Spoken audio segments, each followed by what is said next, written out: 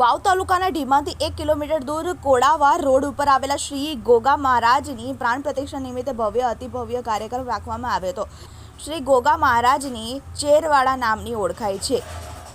શિખરની પ્રાણ પ્રતિષ્ઠા નિમિત્તે ભવ્ય કાર્યક્રમ રાખવામાં આવ્યો હતો અને ગોગ મહારાજનું નવું મંદિર બનાવવામાં આવ્યું હતું અને 3 દિવસીય પ્રાણ પ્રતિષ્ઠા મહોત્સવ યોજાશે અને ધીરુભાઈ શાસ્ત્રી દ્વારા હવનનો પણ કાર્યક્રમ રાખવામાં આવ્યો હતો, જેમાં ઢીમા ગામના 18 આલમ સમાજના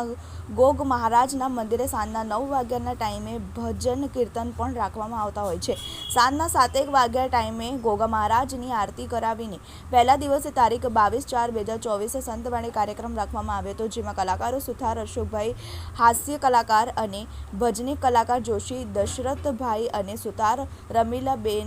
અને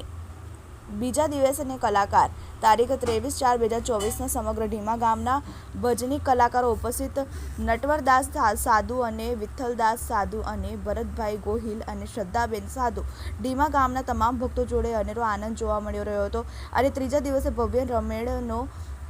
મેળાનો